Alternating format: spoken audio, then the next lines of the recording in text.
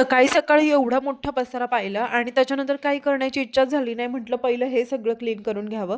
त्याच्यामुळे पहिला आरशाच्या शेजारी जो काही पसारा पडला होता तो सगळा आवरून घेतला. काचा छान पुसून घेतला. पहिलं काचेमध्ये फेससुद्धा दिसत नव्हता, एवढी घाण झाली होती. ते सगळं पुसून घेतल्यानंतर मग घेतल्या सगळ्या फरशा क्लीन करायला. तर त्याच्यानंतर हे सगळं क्लीन केलं, फरशा क्लीन केल्या आणि तोपर्यंत खूपच उशीर झाला होता. आध्याला लागलेली भूक आणि त्याला खायचं होतं पॅटीस, पण पॅटीससाठी माझ्याकडे नव्हतं बेसन पीठ. आता बेसन पीठ अवेलेबल नाही आहे, काय करायचं मग? त्याच्यामुळे मग ब्लिंकिटवरती चेक केलं तर रेट जरा जास्त दाखवत होते. मग फ्लिपकार्टवरती पाहिलं तर ऑफर चालू होत्या. फ्लिपकार्टवरून हे सगळं छान ऑर्डर केलं. टोमॅटो केचप, परत फॉर्च्यूनचं बेसन, चितळेचं अर्धा लिटर दूध आणि अर्धा किलो कांदे फ्री भेटले याच्यावरती. तर त्याच्यामुळे हे सगळं घेतलं आणि खूप छान शॉपिंग झाली फ्लिपकार्टवरून. मग मस्त गरम गरम पॅटीस बनवले आणि दोघांनी ते एन्जॉय केले.